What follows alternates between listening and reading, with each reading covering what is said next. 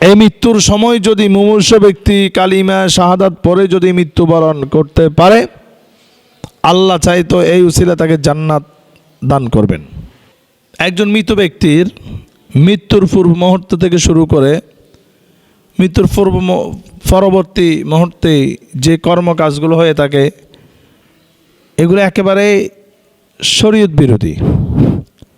একজন মৃত ব্যক্তির যখন সে মুমূর্ষু অবস্থা থাকে, ওই মুমূর্ষু অবস্থায় থাকা অবস্থায় আমরা যারা আত্মীয় স্বজন প্রতিবেশী পরিবারের লোক যারা দেখতে যাই, তখন ওই মুহূর্তে আমাদের করণীয় কাজ হচ্ছে হাদিস শরীফ প্রমাণ, যখন তোমরা মৃত ব্যক্তি মুমূর্ষু ব্যক্তির পাশে বসবে তখন তোমরা দুনিয়াবি কোনো কথাবার্তা না বলে তখন তোমরা জিকির করবা, কালিমে শাহাদাত পড়বা, কালিমা পড়বা, কালিমা পড়ার জন্য তাকলিল করবা, অর্থাৎ কালিমা পড়ার জন্য তাকে তাগিদ দিতে হবে, উৎসাহিত করতে হবে, বলতে হবে।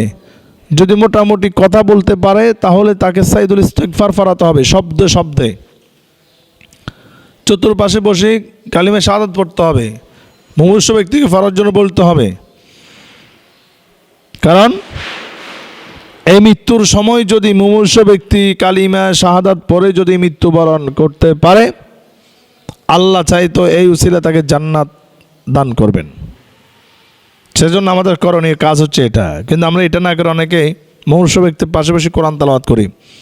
আর বেশিরভাগ যেটা হয় সেটা হচ্ছে আজে বাজে দুনিয়ার যত আকথা কুকথা আছে সকল কিছু এই মুহূর্তে বলা হয়। বিশেষ করে মা বোন দুই একটা একসাথে হইলে তার কোনো কথাই নাই।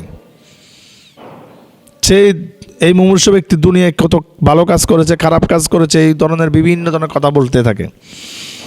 এজন্য হাদিস শরীফ প্রমাণ, মুমূর্ষু ব্যক্তির পাশে তোমরা বসে কোনো খারাপ কথা বলবা না। সে যদি কোনো খারাপ কাজ করে থাকে সেগুলো বলবা না, তার ভালো দিকগুলো নিয়ে কথা বলবা। ওই মুহূর্তে কথা না বলাই উত্তম। কালিমে শাহাদাত পড়বা, জিকির করবা, কালিমে শাহাদাত পড়বা। কারণ তোমরা যতগুলো কথা বলবা, ভালো বলো আর মন্দ বলো, খারাপ বলো আর ভালো বলো, ফেরেশতারা বলো আল্লাহুম্মা আমিন। আল্লাহুম্মা আমিনের অর্থ হচ্ছে আল্লাহ কবুল করেন। মুমূর্ষু ব্যক্তি পাশে বসে আমরা কালিমে শাহাদাত পড়বো বেশি বেশি।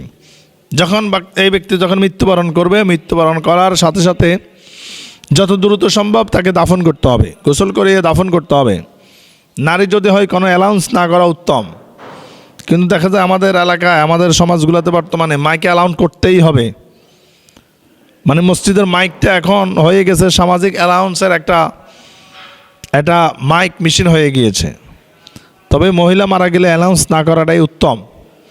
যত গোপনীয় দাফন করা যায় ততই মঙ্গল, ততই ভালো। পুরুষ মারা গেলেও যত দ্রুত জানাজা দেওয়া যায়, কবরস্থ করা যায় ততই মঙ্গল। কিন্তু দেখা যাচ্ছে বর্তমান প্রেক্ষাপটে একজন ব্যক্তি যখন মারা যায়, নারী হোক পুরুষ হোক, একজন ব্যক্তি যখন মারা যায়, মারা যাওয়ার সাথে সাথে মারা যাওয়ার পরে তাকে কবরস্থ করার সাথে সাথে দাপন করার সাথে সাথে ওই মৃত ব্যক্তির বাড়িতে বাড়ির লোক অথবা আত্মীয় স্বজন মিলে কিছু খানার আয়োজন করে, বিশেষ করে বিরিয়ানির আয়োজন করে। এই খানার আয়োজন নিয়ে যত কর্মকাজ হয় একেবারে অপছন্দনীয়,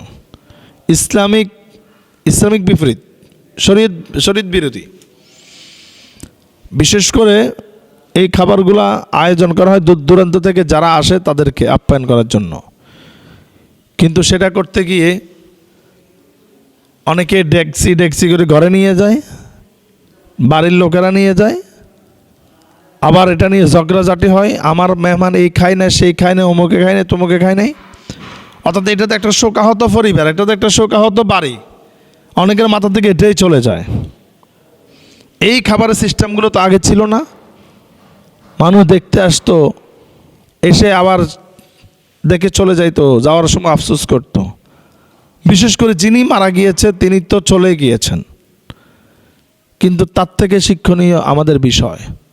আমাকেও একদিন চলে যেতে হবে, আমাকেও পরকালমুখী হতে হবে, নামাজ ধরতে হবে, আল্লাহ বিল্লাহ করতে হবে, ভয় করতে হবে, অন্তর মধ্যে ভয় আসতে হবে। কিন্তু দেখা যাচ্ছে এই খানাফিনা নিয়ে বাগাবাগি, চিল্লা ফাল্লা, ঝগড়াঝাটি শুরু হয়ে যায়। টানাটানি শুরু হয়ে যায়। তার মানে মৃত্যুর যে একটা ভয়, সেই ভয় আমাদের মধ্যে থাকে না। তার মানে একটা মানুষ মারা গেলে মনে হয় যেন খানার আয়োজন শুরু হয়ে গেছে, অর্থাৎ মানুষ মারা গিয়েছে তাকে উদ্দেশ্য করে খানার আয়োজন শুরু হয়ে গেল। এই খানার আয়োজনগুলা এগুলো কোথা থেকে এসেছে, কোন কালচার থেকে এসেছে আল্লাহ পাক ভালো জানে। কিছু সামান্য কিছু আয়োজন করতে পারা যায়, কিন্তু এটা নিয়ে ঝগড়াঝাটি হবে, টানা হেঁচড়া হবে। দেখা যাচ্ছে যাদেরকে উদ্দেশ্য করে ফাঁকানো হয়েছে তারাই খেতে পারে না। অর্থাৎ মুমূর্ষ যেই মৃত ব্যক্তি মারা গিয়েছে তার পরিবারের কোনো খবর নাই। বাহিরের লোকেরা যারা পাকাইয়েছে বা এলাকার লোকেরা তারাই ফ্যাট ফুজারি করে ফ্যাট ভরে খেয়ে এরপর এটা নিয়ে আরও বিভিন্ন ধরনের কথাবার্তা হয়ে থাকে। তো এই ধরনের কর্মকাজগুলা আমাদেরকে পরিহার করতে হবে। আল্লাহ সুবহানাহু ওয়া তাআলা যেন এই বিষয়গুলো আমাদেরকে আমলে আনার তৌফিক দেয়।